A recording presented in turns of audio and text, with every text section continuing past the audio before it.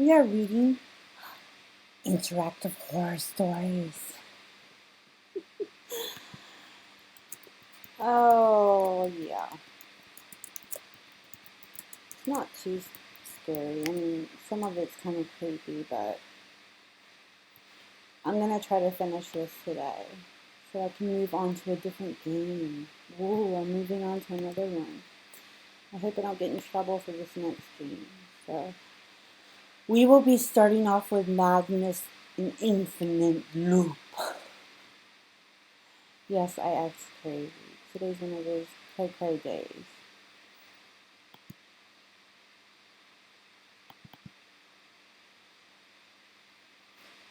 You wake up in your bed.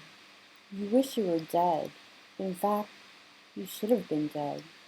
You committed suicide lots of times before. But no, there's no afterlife for you, only the repeat of the same day. Not only do you hate your never-ending day, but also yourself. You have an obligation to go to work. You hate your job and small cubicle in your cold office. Maybe you do something crazy today and spend the day at home or kill yourself. You're in your bedroom. It is a rainy morning. There's a wooden table near your bed. On the table, there are your alarm clock and a picture of you with your ex-wife. There's a drawer beneath the table. You 1, look out the window. 2, look at the alarm clock.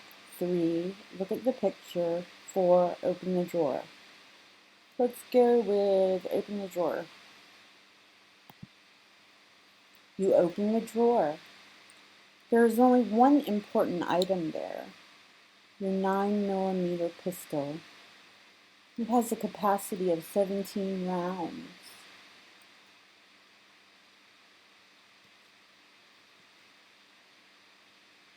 You 1, close the drawer, or 2, pick up the pistol. Let's say pick up the pistol. You are in your bedroom. It is a rainy morning.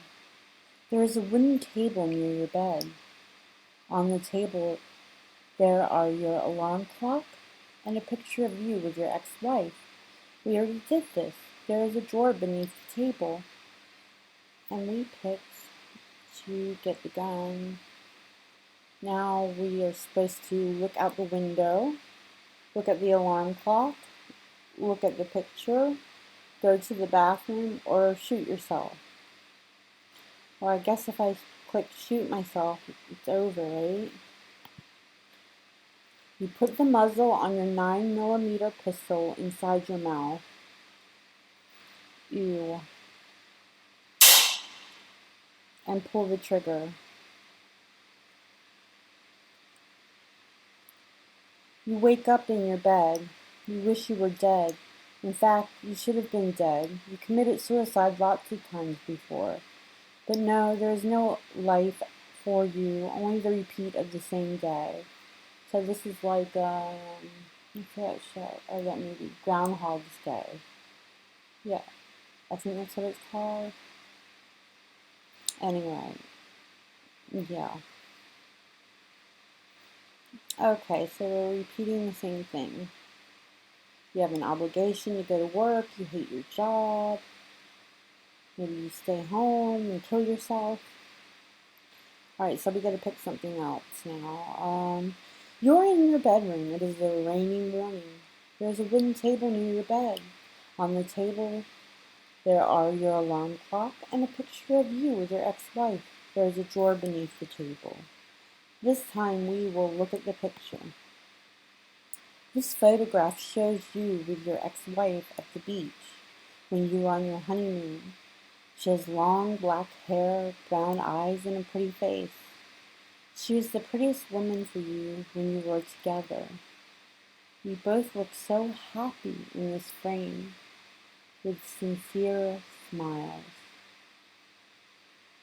But it was past. I feel a terrible guilt looking at this picture. So now we will look at the alarm clock. Your digital alarm clock shows 7 o'clock a.m. Monday with its green LCD lights. This is the exact time you wake up each repeating morning. And it is always Monday whenever you wake up. Now we'll look out the window. You are at the 13th floor of the apartment building. The sky is covered with gray clouds. This grayness is reflected upon everything you see. People are walking in a hurry. Some of them don't have umbrellas on this rainy morning. There are no green trees, only high concrete structures. There isn't any trace of happiness out there. And this time we will go to the bathroom because it's our only other option. You're in the bathroom. Looking at the mirror, you see that you need to shave. Your beard grew a few millimeters, bad enough for your work. If you wish, you can scar your face with your razor or cut your wrist to commit suicide because you wake up with an intense self-hate each morning. So, the options are 1, shave your beard, 2, cut your face, 3, cut your wrist in the bathtub, or 4, go to the living room. Let's shave your beard. You shave your beard. You hate how you look like when you don't have facial hair. Even your mother says that you look like an egg this way. So this time we will go to the living room. You're in the living room now. There are your old television and worn sofa in front of it. Your dispersed suit is on the sofa. You can either go to work or spend the whole day watching television. You'll probably get fired if you choose it. So then let's go to work. You wear your suit and head off for work. It's a rainy day, but you have lost your umbrella. You get wet till you reach the subway station. It takes about 15 minutes to reach there. But if the same day continues on day after day, and it's always Mondays, he's always going to the job on Monday, I just don't know how that would work with work. And he's afraid of getting fired. I'm not sure. While descending the stairs to the subway station, you pass by 2 teenagers smoking cigarettes. They are at most 13 years old. You overhear one of them say this: "I watch TV to remember." You never wanted to have kids. It would probably be like those teenagers who began smoking at this early age. You took a sterilization operation a few years ago, but your wife didn't know about it. You're in the subway station. Nobody notices you, as you haven't done anything interesting like cutting your face. So we will wait for the train to come.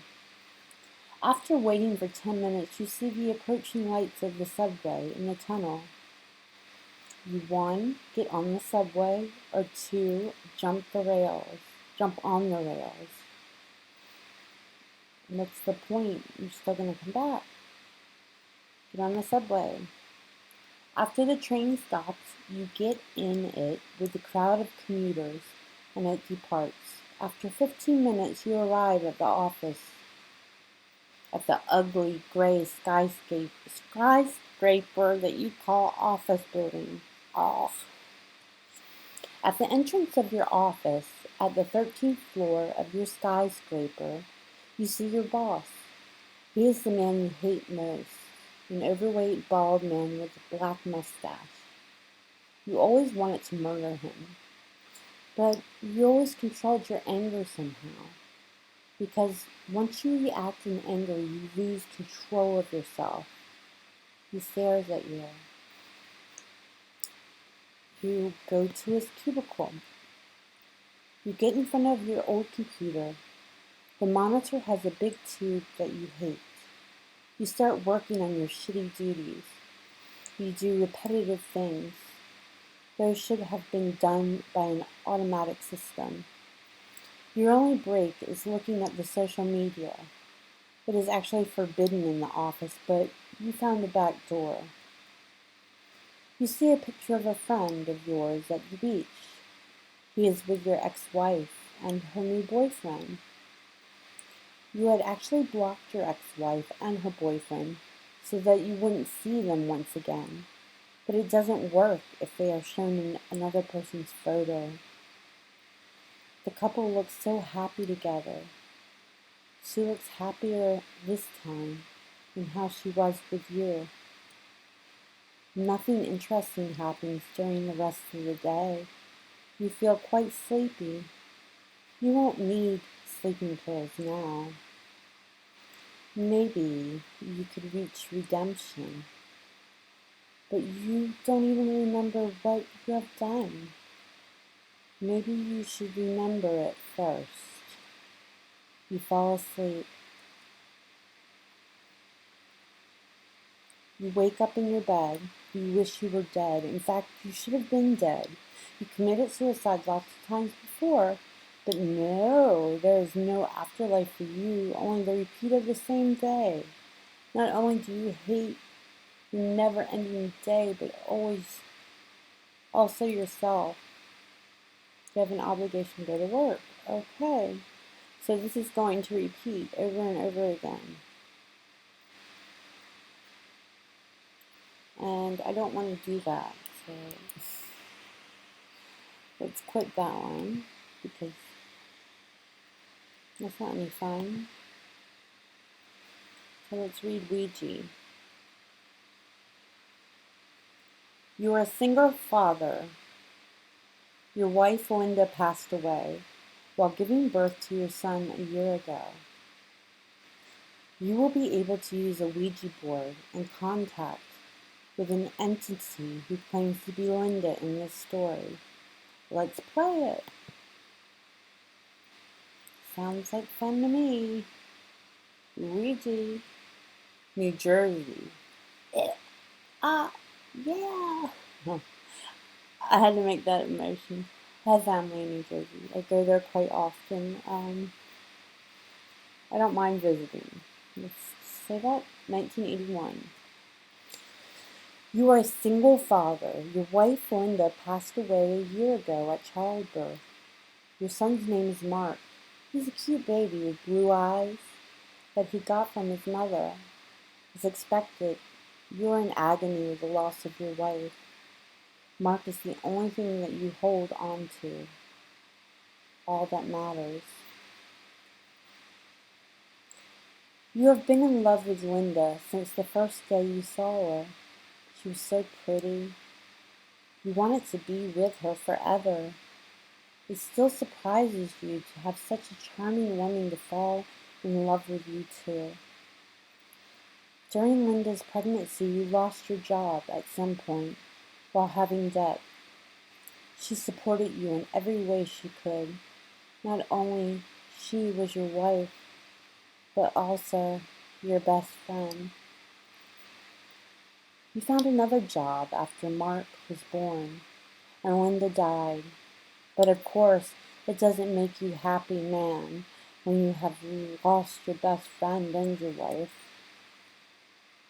Looking in Mark's blue eyes gives you all the strength to go on as a single father. You see the future in his eyes and the past. The past when you were happy with your family, despite of everything falling apart. You would lose everything if you lost Mark. Another reason what made Linda and Mark so significant is you had lost your parents too. Basically, you have no family members left except for your son. Nobody to consult for things that you need to talk with a family member. Linda's parents, you don't see those assholes anymore. They have done wrong to you and Linda. It is a foggy morning. You are taking a walk in an isolated green forest, which is close to the suburb you live. You can't see anything but fog beyond the 5 meters. There is a single path, and you are walking it. You know that the path leads to a lake. You have been there countless times. There is nobody else you can see here in the forest, but somehow you feel that something awaits you at the end of the path. So you, walk along the path. Okay. You reach a lake and you encounter a woman who looks uncannily familiar. Standing at the side of the lake, she's turning her back to you. You see that she has blonde hair and a black dress. So familiar. She slowly turns back and faces you with a smile on her beautiful face. She is nobody but Linda, completely alive. Did you miss me, darling? 1, Linda, is that you? 2, how is that possible? 3, I missed you so much. I would say, Linda, is that you? Yes, it's me. 1, how is that possible? 2, I missed you so much. How is that possible? All that we see or seem is but a dream within a dream.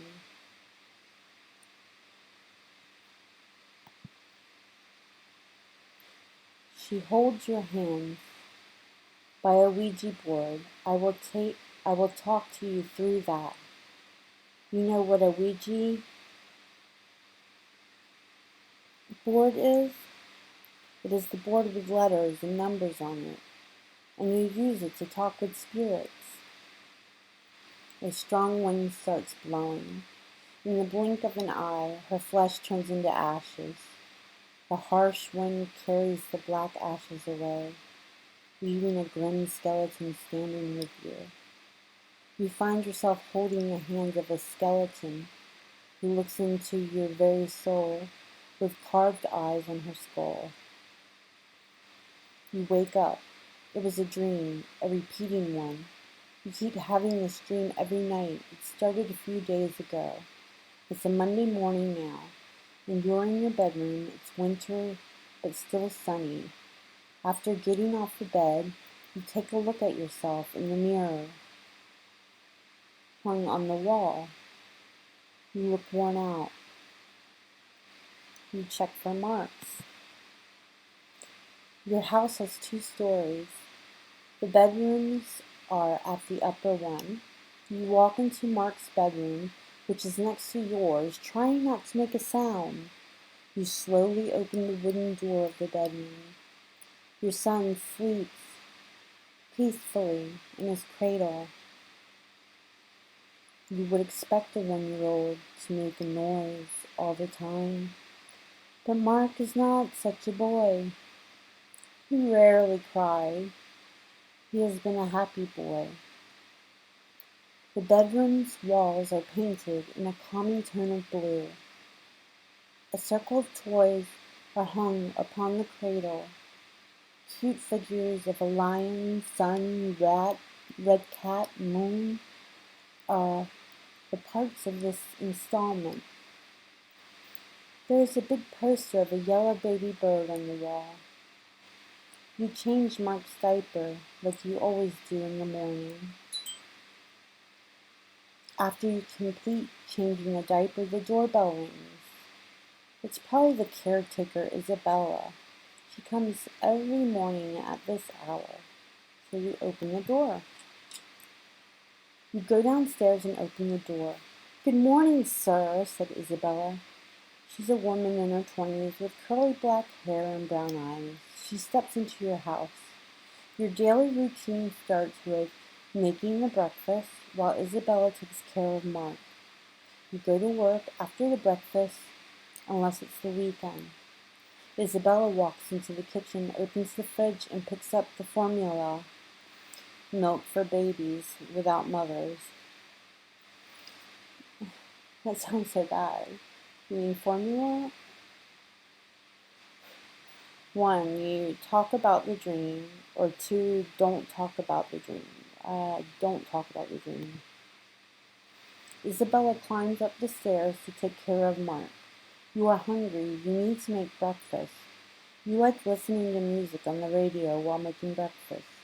Will you turn on the radio today? 1, turn on the radio or make breakfast without music. Let's turn on the radio.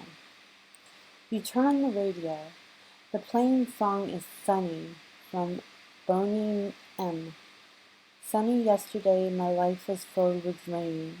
Sunny, you smiled at me and really eased the pain. The dark days are gone and the bright days are here. My sunny one shines so sincere. Sunny one is so true, I love you. You like that song? It kind of reminds you of the happy times you had with Linda. You make yourself an omelet and a hot cup of coffee. That's your daily routine. After you finish the breakfast, it's time to leave the house. Will you buy a Ouija board? You can go to a toy store to buy it before going to work. Or you can refuse to buy it, thus refusing the contact with what you see in your dreams. I would say let's buy the Ouija board. Despite it being a winter day, it's not cold outside. There's a toy store you know. This is where you buy Mark's toys. You remember seeing a Ouija board there. It doesn't take long to reach the store. You enter the store and start searching for the board among all the colorful toys. You find a box that looks quite different from the other toys. It doesn't look cute, not something you buy for your kid. It's a grim-looking Ouija board. You 1, buy the board, or 2, don't buy the board. We're going to buy it. You pick up the box of the Ouija board and move to the cash point. The cashier is a brunette young woman. She gets surprised to see the box. Ah, you want to buy that? What will you use it for, if I may ask? 1, I keep seeing my deceased wife in my dreams. Or 2, I think it's none of your business. I would say, I think it's none of your business. She frowns. Okay, I had to warn you. It won't bring good. Don't use it by yourself, at least, and never ask when or how someone will die. So, you pay the board's price and buy it. You put it in a plastic bag with the logo of the toy store and go to your office. As an accountant, you think that you have a dull job. Nothing interesting happens during the work. You have no friends to talk to. After the shift ends, you are ready to go home. And darkness has fallen. You go home. Knowing Isabella is at home, you ring the bell when you arrive home. Welcome, she says with a smile after opening the door. Her shift ends when you come home. She got ready to head off. Mark is sleeping peacefully.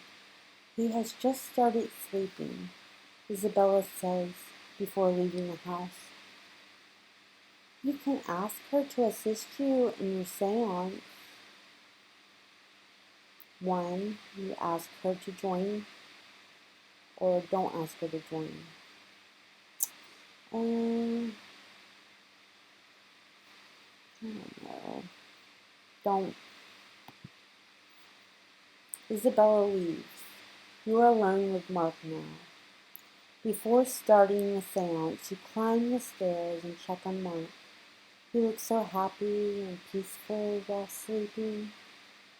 You close the door and descend the stairs.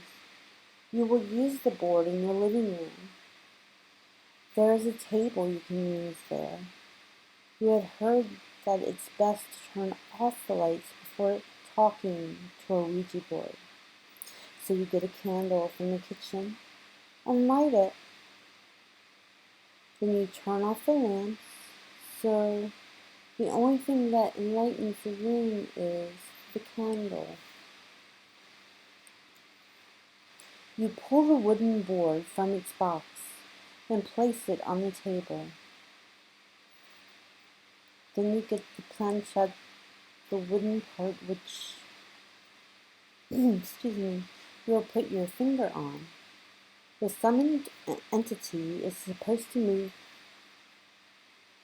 the wooden part when your finger is on it.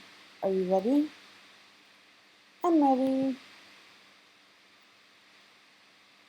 Oh my God. Linda, Linda, Linda. Keep your fingers on the planchette.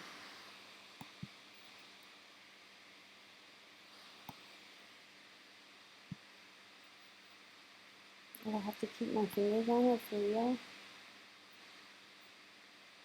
Ooh.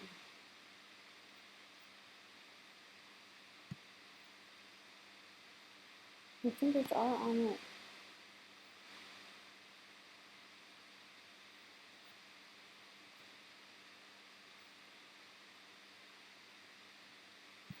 It says here. Oh, okay. Are you really Linda? Or will I bring Mark up well? Or are you watching us from there? What do you want to tell me? Or next page. I'd say, are you really Linda? So let's put onto this thing again.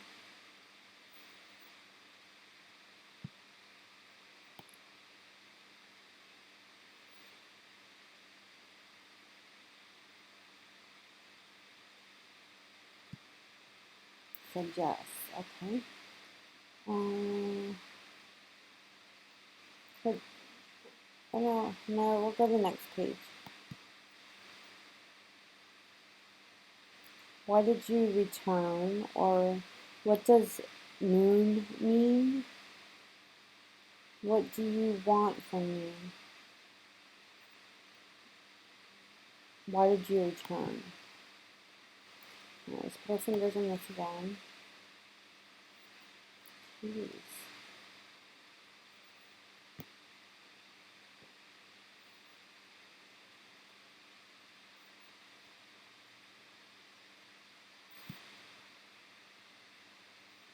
Why did you return me? Okay. Okay. What does the moon mean? Oh, my fingers are on it. Hello. Either way.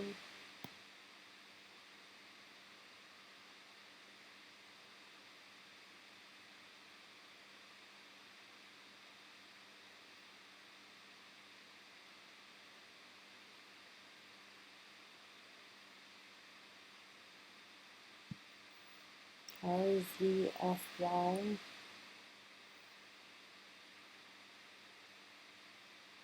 Let's say, what do you want from me?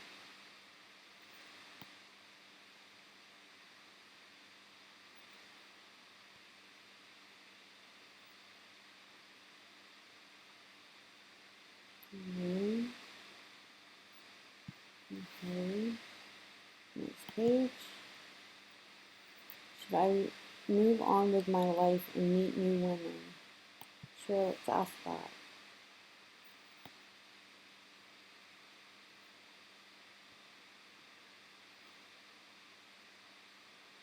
Ah, she said no. She said no, biatch. Oh wait, maybe I'm going too fast.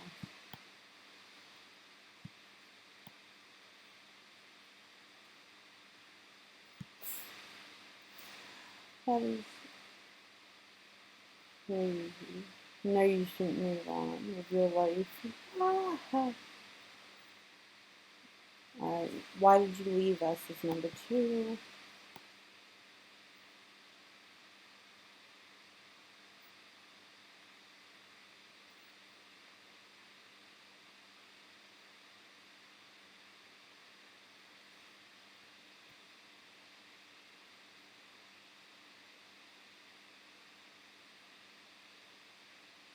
Did not. Okay. Let's go to the next page. When did we get married? Let's see if she says 1978.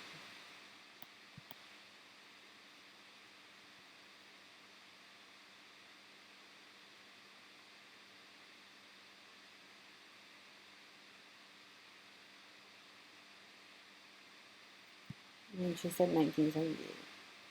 Okay. When will we be together? Let's ask that one.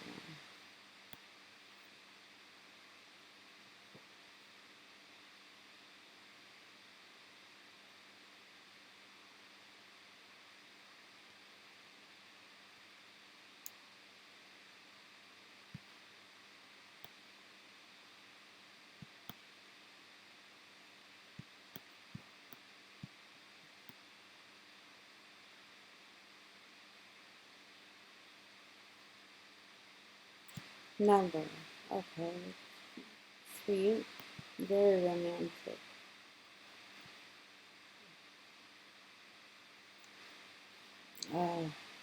Why does he want to ask these questions? Okay, he wants to ask, when will I die? How will I die? When will Mark die? How will Mark die? It's horrible. Alright, when will I die? Let's see what she says. She's going to say right now.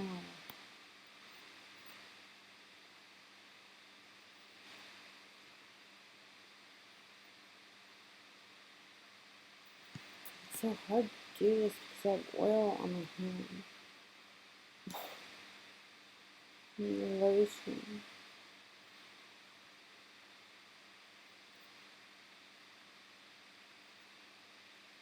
5 years? Oh my god, it's horrible.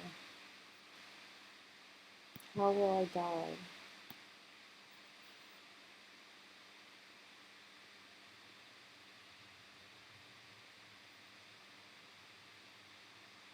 Oh my god.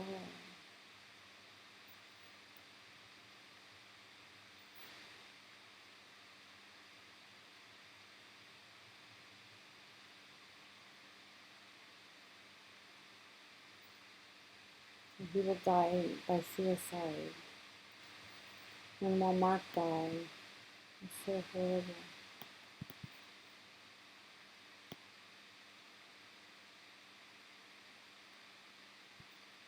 I'm trying to keep my fingers on here.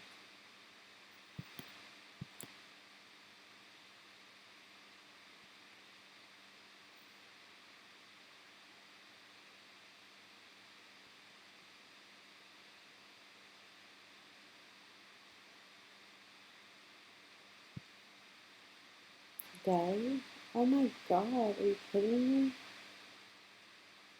This is horrible. I would say goodbye.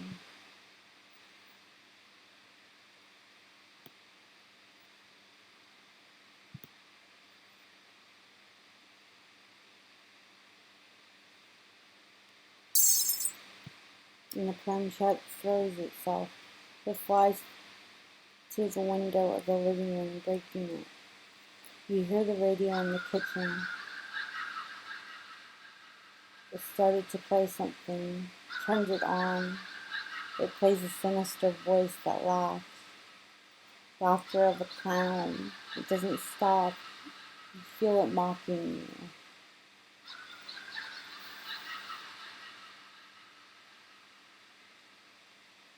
you. You check on Mark. As you climb the stairs, you hear Mark crying in his room. That's certainly not good.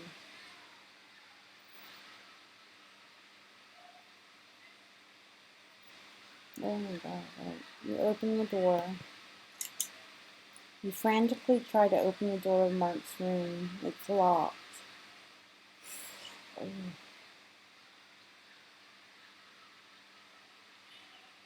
You break the door. The door is not broken yet. You hear the muffled screams of Mark. You kick the door again.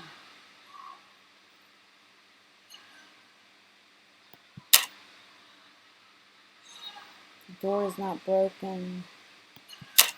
Kick it again. Kick it again. Kick the door again. The door is broken. You rush to Mark's cradle. His pillow covers his face. It's apparent that he was choked. Mark shows no signs of life. He's dead. You cry in despair. You were warned not to use the Ouija board. Now you are alone with your remorse. Soon you call 911. Nobody believes that Mark was killed by a supernatural entity.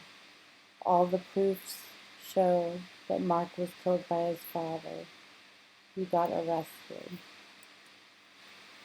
Time flies fast and nothing gets better. You get sentenced to life for killing your son. You'll spend the rest of your life alone in a cell. And that's how your psychological problems start. You find yourself thinking about morbid matters, like the rotten corpse of Linda and Mark, or what Mark has seen while it choked him to death, or how the guardians would react if they find you have hung yourself. Sometimes you start laughing hysterically, but there's nothing funny to laugh at. Sometimes you throw wild tantrums, screaming with anger between the four walls of your cell. You're going mad, or is it taking you over? There's no difference, honestly. During the 5th year of your imprisonment, you decide to end the desire, suffering, and you succeed. The end. The story has 3 endings. And that is it. Yes, can't believe it. That's the end. We finished interactive horror stories. Yeah. Alright, so I'm going to be starting a new game. Not really sure about one. I want to start it like ASAP, but I don't know if it's allowed to stream. It's kind of racy. Then I'll always do Toontown and Minecraft Java Edition. I have it. And I play it and I like it. So, I don't know, you might see several things. So play throughout the day. Maybe I'll just have to stream more. I don't know. But for now, this is the end of Interactive Horror Stories with Lydia Dee. Bye.